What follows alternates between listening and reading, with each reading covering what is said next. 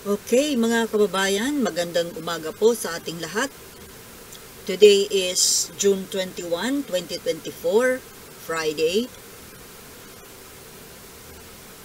11:30 in the morning. Ano po ba ang gusto kong talakayan sa inyo ngayon?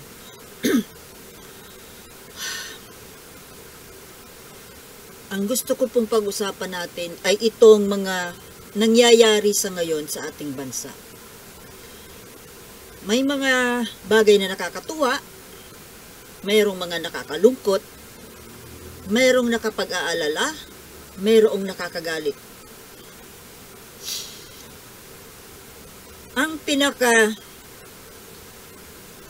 gusto kong pag-usapan sa ngayon ay ito nga pong latest na nangyari dyan sa West Philippine Sea na nakakalungkot, nakakapag-alala at nakakagalit. Yung nangyaring yan ng pangharas, pananakot,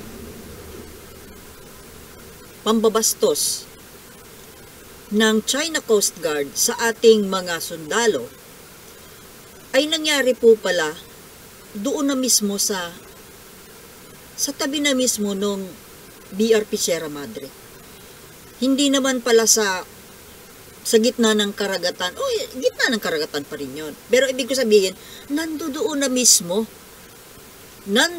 mismo, malapit sa tabi nung ating tinatawag natin na although teritoryo nating lahat yun, yung part na yon ng South China Sea, pero ang pinakang simbolo ng ating teritoryo doon ay yung BRP Sierra Madre, na ilang hakbang na lang po ay pwede na nilang akyatin. At kapag nila inakyat yun po ay ang ibig sabihin nun ay paglusob na mismo sa teritoryo ng Pilipinas. Hindi po ba? Mga kababayan, hindi po ako eksperto, hindi po ako magaling, wala akong knowledge sa mga polisiya. Pero ito pong mga sinasabi ko ay ayon sa aking napagmamasdan, ayon sa aking, sabihin na nating, reaksyon or damdamin sa mga bagay na ito. Biruin mo, ngayon po, ang inaakyat pa lang nila, actually pangalawa ng beses nila itong ginawa na doon na mismo sa tabi ng BRP Sierra Madre. Di ba nung nakaraang May 17, nung nag-airdrop doon ng supplies para sa Sierra Madre, na kung bakit naman kasi hinulog sa dagat, hindi itinapat mismo doon sa barko mismo. Kaya ayon, naagaw. First time na nangyari sa tabi mismo ng BRP Sierra Madre. This time, pangalawa, sa tabi rin ng BRP Sierra Madre. Ano kaya mga kababayan sa pangatlo? Kasi itong style ng mga Chinese, inuunti-unti nila Di ba? Dinadahan-dahan nila. Tinitingnan nila kung ano ang magiging reaksyon. Ganon din Wala naman tayong ginawa, hindi naman lumaban yung mga sundalo natin. O di sa susunod, posible na po na akyatin, lusubin yung BRP Sierra Madre. Kasi inoobserbahan nila kung ano ang reaksyon, kung anong magagawa. Ngayon, ano po ba ang nasa isip nitong mga Chinese na ito? Ang nasa isip nila, kahit anong gawin nilang pangaharas, anong gawin nilang pananakit, kahit anong gawin nila, hindi naman po kasi lalaban yung mga sundalo natin. Hindi sila lalaban. Kita mo, yung mga Chinese may mga armas. Well, hindi nga lang baril. Pero ano ba yung palakol, yung intact, yung patalim? Di ba armas yun? Hindi nga siya baril. Pero armas na nakakamatay. Yun ang mga armas na ginagamit noong unang panahon sa mga gyera. Nakakamatay, di ba? Kasi hindi pa noon naiimbento ang baril. Ngayon, may baril na. Bakit hindi sila gumagamit ng baril? Dahil nasa provision ng Mutual Defense Treaty. Pero, ano ba ang nasa Mutual Defense Treaty? Armadong paglusob. Armed attack. Naka-specify po ba doon na kailangan yung armas na gagamitin ay pumuputok? Kailangan baril, bomba, dinamita? Hindi ba pag sinabing armed attack, siguro ko naman kahit anong klaseng armas na pwedeng makapatay ng tao. Kung ganon, yung itak, yung patalim, yung sundang, yung espada, yung, anong tawag doon, yung garod. Ano ba sa Tagalog yun? Sa English, spear. Garod kasi yun dito sa amin eh. Yun ba hindi nakakamatay? Bakit kasi yung provision dyan sa Mutual Defense Treaty, ni-revise na yan eh. Siguro kailangang i-revise muli. Kasi alam ng mga Chinese yan eh. Kung paano sila gagalaw, kung anong klaseng armas ang gagamitin nila. Ngayon, alam din nila na ang stand ng ating Pangulo ay kailangan walang mamatay na Pilipino sa pang-aataking gagawin nila.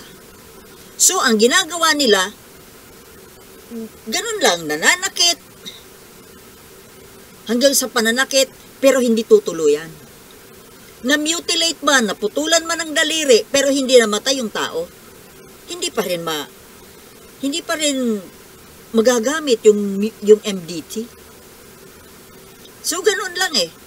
So, paano po kung ang mga Pilipino ay mainitin ang ulo or hindi na makapagpigil? Kasi sa oras ng in the moment of fighting, hindi na po natin masasabi, natural lang, bawat isa, yung inaatake at yung the victim and the attacker, natural ang goal niyan is iligtas ang sarili nila. Kasi hodang makapatay sila. Pero bakit po ba yung mga sundalo natin ay hindi, kumbaga hindi lumalaban? Ibig ba sabihin, duwag ang sundalo natin? Of course not. Hindi duwag ang sundalo natin. Napakaganda ng reputasyon ng mga sundalo natin. Base sa mga pangyayari, sa mga naunang mga gera, mga digmaan na sinalihan ng mga Pilipinong sundalo. Even right now. Kung hindi matapang ang mga yan, pupunta ba yan doon? Alam nila na mayroon nakaabang sa kanilang panganib. Trabaho nila. Pero bakit hindi sila lumalaban kahit kaya nila, may armas sila, at nandoon po ang lahat ng rason para sila'y lumaban, para sila hanggang sa patayin nila itong mga umatake sa kanila. Kasi bakit? Nandito sa loob ng teritoryo natin eh. Hindi ba? Armado, pumasok sa teritoryo mo, inaatake ka, hindi ka lalaban? Katangahan! Katangahan, di ba? Sino sinasabi kong tanga? Hindi yung sundalo. Yung sundalo po kasi, mga kababayan, sumusunod lang sa utos. Sumusunod sa utos. Sumusunod sa utos ng kanilang boss, ng commander-in-chief. Ano ang utos? Huwag gagawa ng marahas. Kahit na ikaw na yung dinadahas, kahit na nakatutok na ang patalim sa iyong lieg, huwag kang lalaban. Huwag kang kikibo. Yan ang utos. Utos ng isang tanga. Palibhasa kasi, yung personal niyang treatment sa sarili niya na kahit siya'y binabastos, kahit siya'y binabalahura, inaalipusta, wala lang, ngiti-ngiti lang. Ganon siya yung Pangulo natin. Sino ba? Kaya namimihasa yung mga naninira mula kay Maharlika, dito sa mga DDS, di ba? Halos araw-araw, binabalahura siya. Pero ano ang nakikita natin? Ni katiting na salita, sumagot ba? Hindi. Kasi, okay lang sa kanya babuyin siya. Okay lang alipostain siya. Okay lang na yurak-yurakan siya. Duraan siya sa muka. Okay lang. Kaya ngayon, pati sa foreign policy, dinadala niya yung prinsipyong yun. Putulan ka ng daliri. May siyam ka pang daliri At least daliri ang pinutol sa'yo. Hindi paa, hindi braso, hindi leeg. Okay lang yan.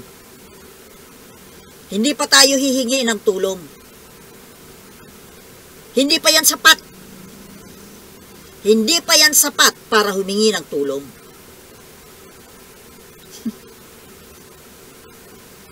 Anong klase? Palibhasa kasi, hindi kayo ang humaharap sa panganib. Umuutos lang kayo Mula sa Commander-in-Chief, hanggang sa Chief of Staff, hanggang sa DND Secretary, hanggang dyan sa AFP Chief. Ano ang ginagawa ninyo? Puro lang kayo batikos. Puro lang kayo salita, kundi na. Kakasawa na Ang gusto namin makita, aksyon. Kayo kaya ang asawa o nanay, kapatid, ng mga sundalong ito na ipinapadala dyan,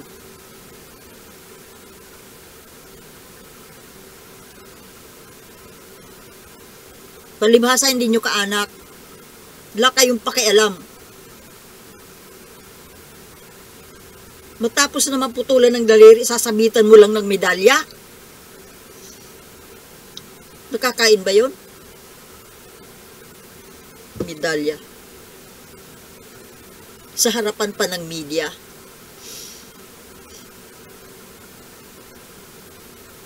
Alam nyo, kayong mga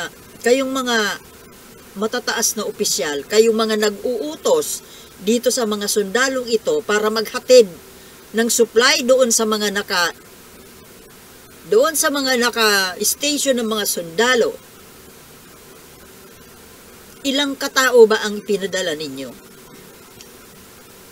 Anong klaseng bangka ang ipinadala ninyo?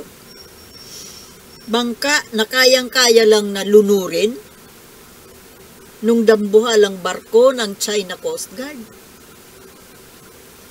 Anong katangahan yan? Alam na alam ninyo kung ano ang nangyayari tuwing magre-resupply. Ilang taon ang nangyayari? Paulit-ulit na lang. Paulit-ulit na lang na nangyayari. Hinahayaan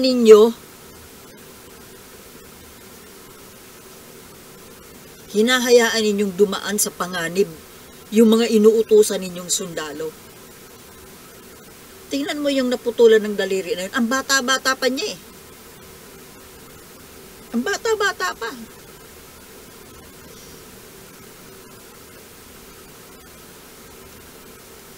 Alam na alam ninyo na tuwing magre-resupply, may mga nakaabang na mga barko. Hindi lang isa, dalawa. Mga high-tech na barko. Kumpleto ng armas. Tapos magpapadala kayo bangka na kahoy.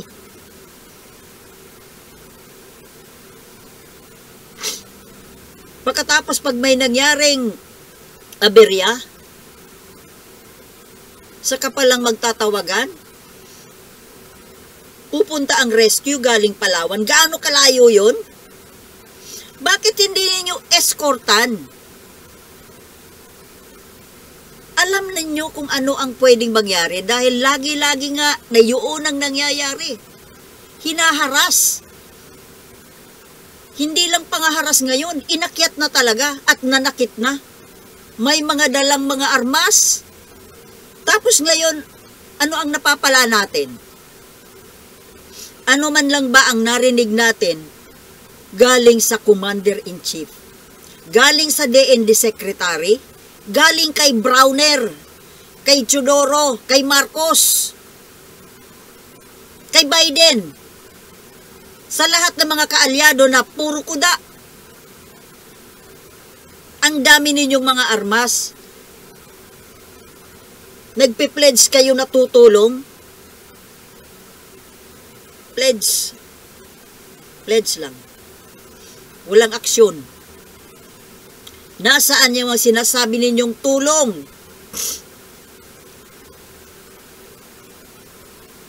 Anong hinihintay? Ang Pangulo natin kasi, ang pulisiya niya, ang policy niya, kapag may namatay, kapag magkaroon na ng casualty. Ito ba, hindi natin matatawag na casualty ito? Kailangan ba dapat malagutan muna ng hininga yung Pilipinong sundalo? Or kahit na sinong Pilipino na nandyan sa karagatan? Binabastos na tayo.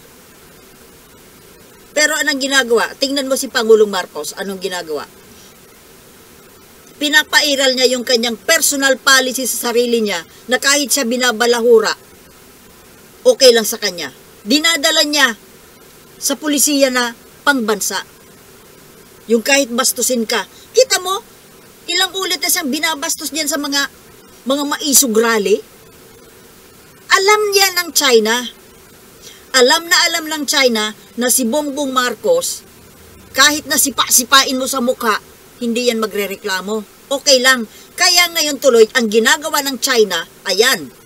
Kasi yan ang utos ng Pangulo eh. Duraan man kayo sa mukha. Dilain nyo pa. Yan ang mahirap kapag ang Pangulo, ang leader, ganito ang pulisiya. Yung mga sundalo handang lumaban yan eh. Pero bakit hindi sila lumalaban? Walang armas? Ang armas lang yata nila, yung tapang nila. Yung buo na kalooban. Yung pagmamahal sa bansa. Walang armas. At ang pinaka-armas nila na pulisiya ng Pangulo. Kita mo? Hindi man lang sila talaga lalaban dahil yun ang utos. Yun ang utos ng Commander-in-Chief.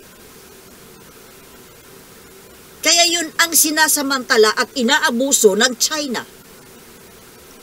Tapos ngayon, ano ang ginagawa ng Pangulo natin? Ayan, nag-iikot sa buong bansa, namimigay ng ayuda. Hindi ko naman sinasabing masama mamigay ng ayuda. Pero ang sinasabi ko lang, parang mas inuuna pa yon. Na pwede namang gawin yan ng ibang opisyal. Bakit kailangang personal na ikaw ang pumunta? O kayong mga nanonood dyan na nagbibintang sa akin na bayaran ng Marcos? Excuse me. Paano ko magiging bayaran ng Marcos? Hindi naman ako sikat. Tingnan mo, ilan lang ang views ko. Kumbaga itong pagbablog ko, personal ko na lang to eh. Inilalabas ko na lang. Dito ko inalalabas ang damdamin ko. Kung may manood, salamat. Kung wala, di wala. Ako kung maka-Marcos ako, pro-government ako. Pero pag nakikita natin na parang wala sa lugar ang mga nakikita natin. Para sa akin po kasi mga kababayan, itong mga ginagawang ito ng Pangulo na pamumudbod ng ayuda. Alin ba, sino ba dapat ang unahin natin na ayudahan?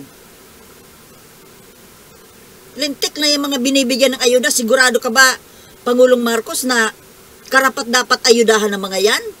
Ako alam ko, ang dami dito tumatanggap ng ayuda na hindi naman dapat ayudahan. Palakasan lang yan eh. Pag malakas ka sa mga opisyal,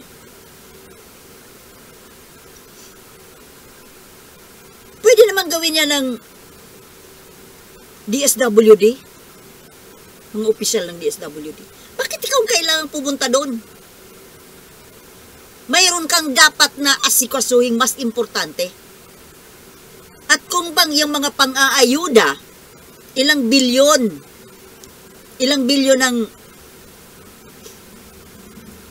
ang binubuhos din sa pang-aayuda. Kung binubuhos ba yan doon sa, bakit hanggang ngayon, wala pang ginagawang istruktura? Pampalit dyan sa BRP Sierra Madre. Nakita mo para na pinagtagpi-tagpi ng lata? Ano ba ang plano? 2 taon na. My God!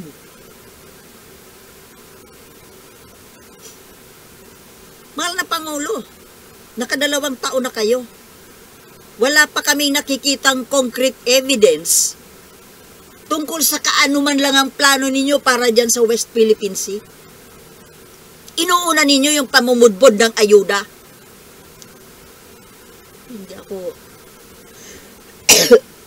Hindi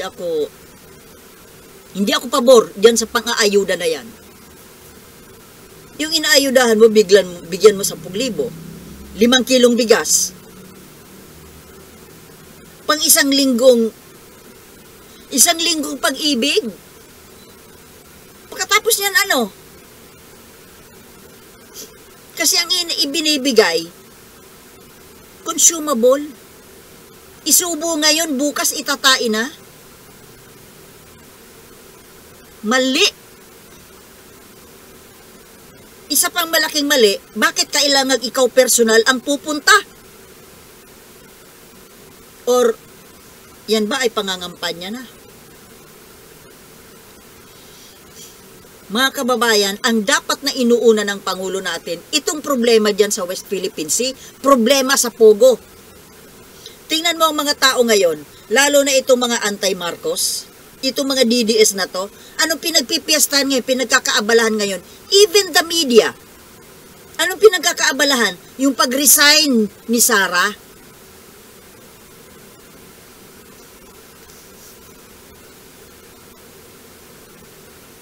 Big news nga. Pero hindi ba mas big news itong pangyayari dyan sa West Philippine Sea? Ngayon, may narinig ba tayo na reaksyon mula sa mga matataas na opisyal ng gobyerno? Umpisa sa Commander-in-Chief.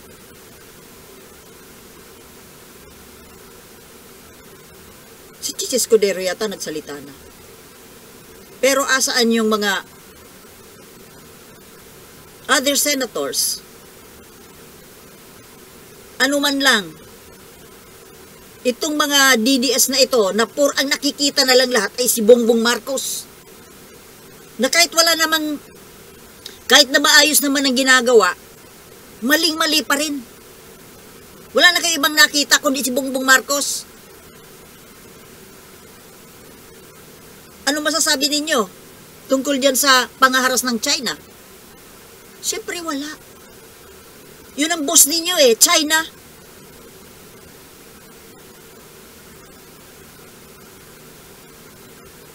Tapos ang mga sundalo na, Mariosep, kumbaga, sino ba itong nag-uutos every time na magkakaroon ng resupply dyan sa BRP Sierra Madre? Sino ba nag-uutos dyan? Bakit ang ipinapadala nyo doon? Ilang pirasong sundalo ba yon? Kita mo nung kinuyog? pinagtulong-tulungan. Hindi lang, kayang-kaya naman silang patayin ng mga Chinese Coast Guard eh. Kaya nilang gawin, pero hindi nila gagawin na makapatay ng Pilipino. Dahil doon sa Mutual Defense Treaty with America. Hanggang ano lang sila eh. Siyempre hanggang pananakot, pananakit, pamumutol ng daliri. Basta they will just see to it na hindi nila mapuputulan ng hininga yung Pilipino. Safe pa rin sila. Pero nakapanakit sila, nakapambastos. Ang nakapagtataka naman po dito sa mga opisyal natin, itong nag-uutos na ito, ikaw Browner, anong ginagawa mo? Puro ka lang dyan.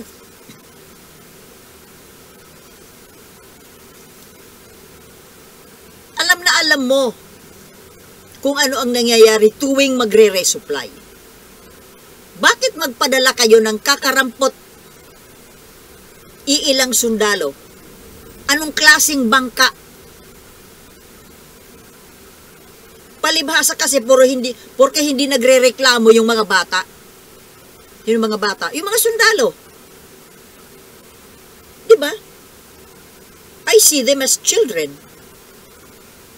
Kasi mga bata pa sila eh. Mga inutusan, di mga bata. Tingnan mo yung naputulan ng daliri. Ang bata-bata pa. Baka nga binata pa yun. Kung binata man yun, di may nanay yun, may tatay, may kapatid. Kung may asawa, di may asawa, may anak na naghihintay. Hindi nyo man lang iniisip yun. Porke ba sundalo? Sundalo na handang mamatay. Handa naman talaga mamatay yung sundalo eh. Isa yan sa sinumpaan nila. Handang mamatay. Porke handang mamatay, aabuso. Isa rin kayong mga abuso eh. Wala kayong pinagkaiba sa Chinese.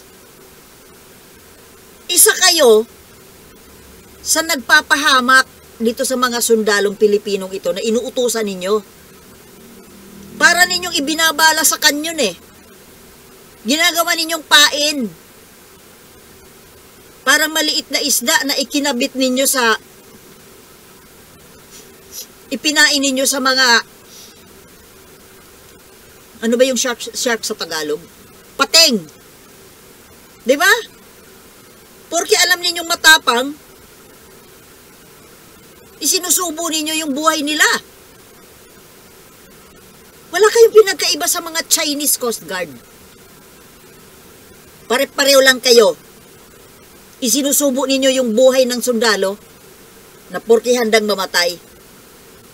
Hahayaan ninyo mamatay. Tapos ano? Ang gagawin nyo lang, hahandugan ng medalya. Babalutan ng bandila yung kabaong.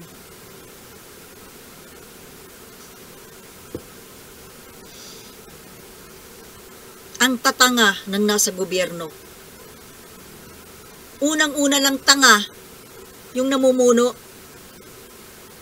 Bakit hanggang ngayon wala man lang, ano na ba ang plano dyan kailan kayo magpapagawa ng permanent structure dyan na outpost? Anong ginagawa ninyo yung kausap ninyong Amerika na ironclad? Nasaan ang ironclad support? Puro lang pagkundina ang naririnig natin. Kundina. Tutulong ba talaga kayo? O baka totoo yung sinasabi ni Scott Ritter na ginagamit nyo lang ang Pilipinas na hindi naman talaga kayo tutulong dahil we never liked you Filipinos. We're just using you. We're just a tool. And we have used you, we'll just throw you in the waste basket. Just like that.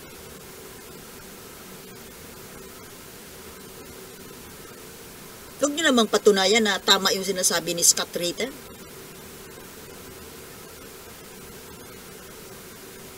Itong Pangulo natin huwag mo namang yung ginagawa mo sa sarili mo ay gagawin mo rin sa mga sundalo natin.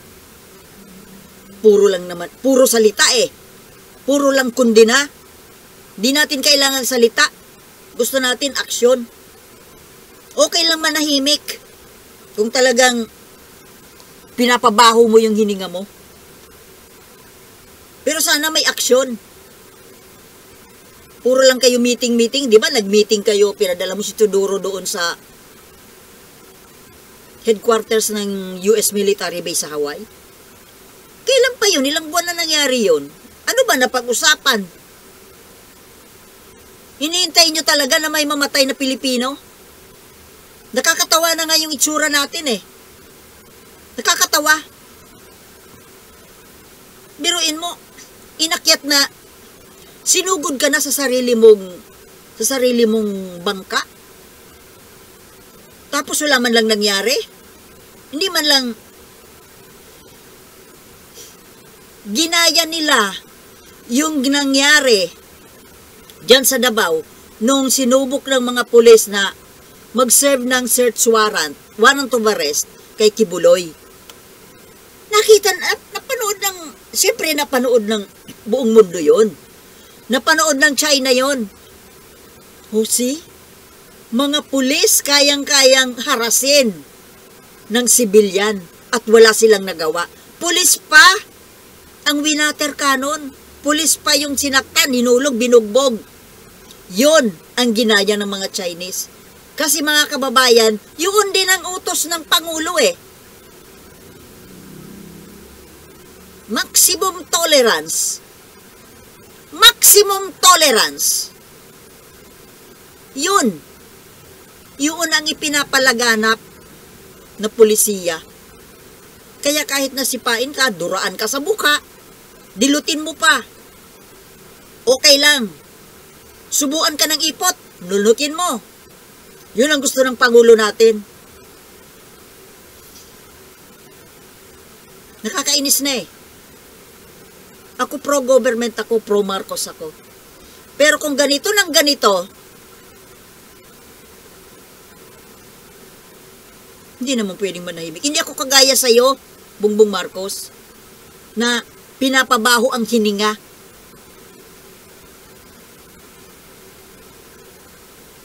Ipakita mo sa amin na mahal mo, ipinaglalaban mo ang bayan.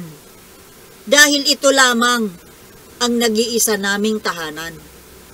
Nag-iisang tahanan ng ordinaryo karaniwang mamamayang Pilipino. Palibhasa kasi kayo, may mga bahay kayo abroad. May bahay kayo sa Hawaii, sa Switzerland, kung saan-saan. Na kung ano man ang mangyari,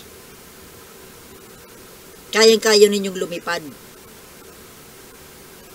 Yung mga sundalo na ipinapadala sa Sierra Madre, yung mga bantay dyan, yung ipinapadala pag mag-supply, bakit hindi dagdagan?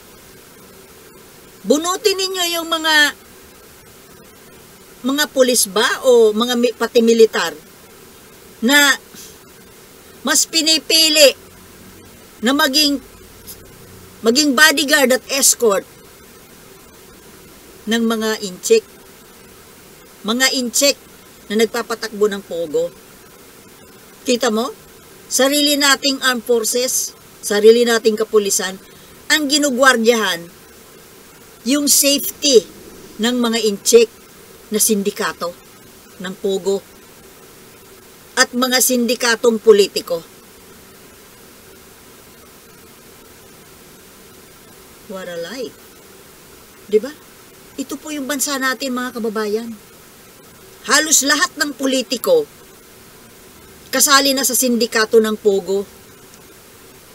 At yung mga kapulisan natin, mga army natin, armed forces natin, ginagawang bodyguard. Bodyguard ng mga sindikato, bodyguard ng mga incheck. O di sino nagbabantay sino ay magliligtas sa ating mga Pilipino? Mga kababayan, siguro panahon na para armasan natin ang sarili natin. Kapag ganito ng ganito, hindi tayo nakakasiguro kung sino ang magliligtas sa atin, sino ang kakampi sa atin. O, anong hinintay natin? O, di iligtas nila natin ang sarili natin, di ba? Walang magliligtas sa atin Mula sa politiko, sa mga pulis, Mukhang hindi natin maaasahan eh. Maaasahan pa rin ba namin kayo? Mga politiko? Mga nasa gobyerno? Nagtatanong lang. Huwag ninyong hintayin na mamamayan mismo ang gumawa ng paraan. Di ba mga kababayan? Peace.